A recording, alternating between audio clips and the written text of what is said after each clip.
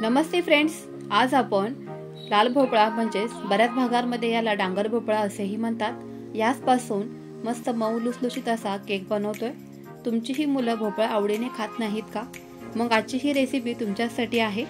आजकाल ना मुलं भाज्या खाण्यासाठी खूपच कंटाळा करतात। भाज्या खाऊ घालण्याचा जुगाड प्रत्येक आई ही करतच असते। पौष्टिक केकची रेसिपी तुम्हाला नक्कीच आवडणार, म्हणूनच पटकन व्हिडिओला एक लाईक करून टाका। घरातीलच साहित्यांमध्ये अगदी झटपट ठरवलं तर कधीही तुम्ही बनवू शकता असा हा केक बनवून तयार होतो।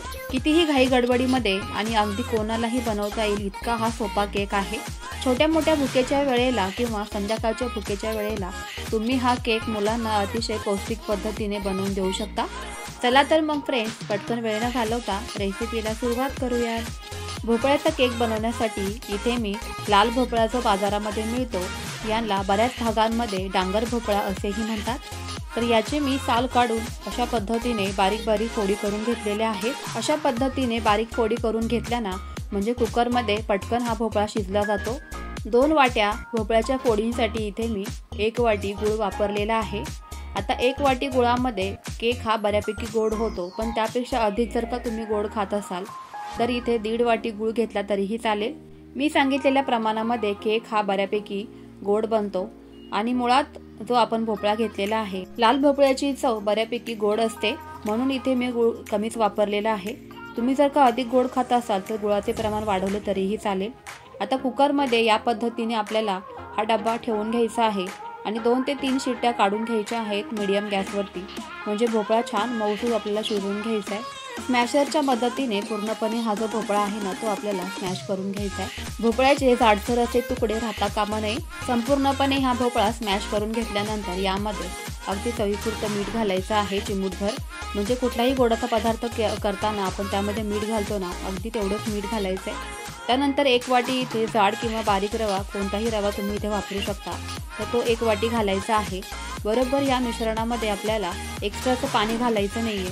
त्याच मिश्रणामध्ये आपल्याला हा जो रवा आहे ना तो ॲडजस्ट करायचा आहे। सांगितलेल्या अगदी परफेक्ट प्रमाणामध्ये हा जो 1 वाटी रवा आहे ना तो बरोबर ॲडजस्ट होऊन जातो। तुमचं जर का मिश्रण पातळ झालं ना किंवा त्यामध्ये गूळ जास्त झाला असेल तर यामध्ये तुम्ही रव्याचं प्रमाण आणखी वाढवू शकता।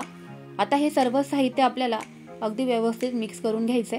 पाव वाटी यामध्ये तेल घालायचं आहे। एकाच वाटीने सर्व साहित्य इथे मोजून घ्यायचंय। इथे मी किशमिशचा वापर करत आहे। तुम्ही इथे किशमिशऐवजी टुटी फ्रुटी किंवा ड्रायफ्रूटचा वापर करू शकता तुमच्या आवडीप्रमाणे। त्यानंतर 4 ते 5 थेंब इथे व्हॅनिला इसेन्स घालायचा आहे। तुमच्याकडे जर का असं व्हॅनिला इसेन्स नसेल तर त्याऐवजी तुम्ही पाव चमचा किंवा अर्धा चमचा वेलची पावडर घातली तरीही चालेल। सर्व साहित्य एकदा पुन्हा व्यवस्थित मिक्स करून घ्यायचंय। लाल भोपळा जो आहे ना तो शिजवून घेताना अगदीच व्यवस्थित शिजवून घ्यायचा आहे, म्हणजे तो अगदी मस्त स्मॅश होऊन जातो। जर का भोपळा कच्चा वगैरे राहिला तर त्याच्या जाड गाठी किंवा तुकडे वगैरे राहतात आणि तो व्यवस्थित असा मिक्स होत नाही या रव्यामध्ये। त्यामुळेच लाल भोपळा जो आहे ना तो अगदी परफेक्ट आपल्याला शिजवून घ्यायचा आहे। बऱ्याच वेळेला काय होतं ना की मुलं जे आहेत ना ती भरपूर अशा भाज्या खात नाहीत, भाज्या खाण्याचा कंटाळा करतात किंवा त्याच पद्धतीने बनवलेल्या भाज्यासुद्धा आपल्यालाही खाऊन कंटाळा येतो। तर अशा वेळेला काहीतरी वेगळं बनवलं ना की मुलंही आवडीने खातात आणि आपल्यालाही बनवायला जरा मज्जाच येते। आणि असा हेल्दी जुगाड मुलांच्या आरोग्यासाठी तुम्ही नक्कीच करू शकता, म्हणूनच ही रेसिपी तुम्हीही एकदा नक्कीच ट्राय करा। आता यामध्ये आपल्याला पाव चमचा बेकिंग सोडा घालायचा आहे आणि अर्धा चमचा बेकिंग पावडर घालायची आहे। बेकिंग पावडर ॲक्टिवेट करण्यासाठी यामध्ये थोडंसं पाणी घालायचं आहे, म्हणजे आपला जो बेकिंग पावडर आहे किंवा सोडा आहे तो ॲक्टिवेट होतो छान। 1 ते 2 चमचे पाणी घातल्याबरोबरच हे बेकिंग पावडर आणि सोडा ॲक्टिवेट होतो आणि आपलं जे मिश्रण आहे ना ते छान फुलण्यास मदत होते। चमच्याच्या मदतीने संपूर्ण साहित्य पुन्हा एकदा मिसळून घ्यायचंय। अगदी तळापासून हे मिश्रण मिसळलं गेलं पाहिजे याची इथे काळजी घ्यायची आहे। यामध्ये पूर्णपणे हवा भरली जाईल या पद्धतीने एका डायरेक्शनने आपल्याला हे मिसळून घ्यायचंय। जेवढा वेळ तुम्ही हे मिश्रण मिक्स करून घेताना तेवढी त्याच्यामध्ये हवा भरली जाईल आणि केक आपला इथे फुलण्यास आणि फ्लफी होण्यास मदत होईल। केकचं बॅटर तर अगदी परफेक्ट इथे बनवून तयार झालेलं आहे। आता पुढची प्रोसेस करूया। तुमच्याकडे जर का या पद्धतीचा केक टीन नसेल तर तुम्ही इथे कुकरच्या डब्याचाही वापर करू शकता, परंतु कुकरच्या डब्याला तेलाने किंवा तुपाने छान ग्रीसिंग करून घ्या, नाहीतर मग गव्हाच्या पिठाने डस्टिंग करून घेतला तरीही चालेल। मी आधीच्या भरपूर व्हिडिओजमध्ये डस्टिंग कशा पद्धतीने करायची आणि इथे जो आपलं बटर पेपर आहे तो कशा पद्धतीने तयार करायचा तेही अगदी डिटेलमध्ये सांगितलेलं आहे। आता सर्वच बॅटर या केक टीनमध्ये घालून झाल्यानंतर यावरती सजावटीसाठी मी काळे तिळांचा वापर करत आहे. तुम्ही इथे ड्रायफ्रूटचा वापर केला तरीही चालेल. दिसायला अगदीच आकर्षक दिसतं म्हणून इथे मी काळे तीळ वापरलेले आहे. तुम्ही तुमच्या आवडीप्रमाणे सजावटीसाठी टुटी फ्रुटी किंवा मग ड्रायफ्रूट वापरू शकता किंवा किशमिशचा वापर करू शकता.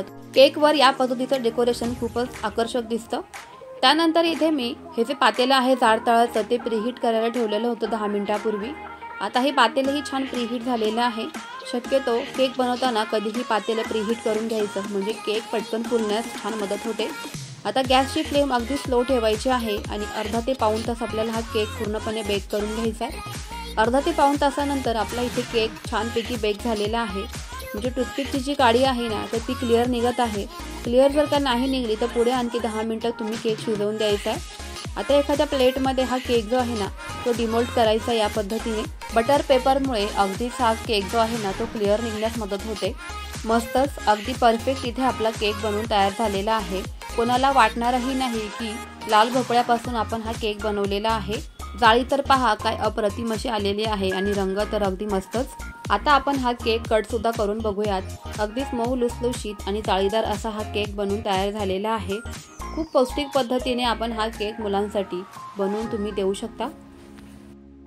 भोपळा केकची रेसिपी जर का तुम्हाला आवडली असेल ना तर तुम्हीही एकदा असा केक घरी नक्कीच बनवून बघा.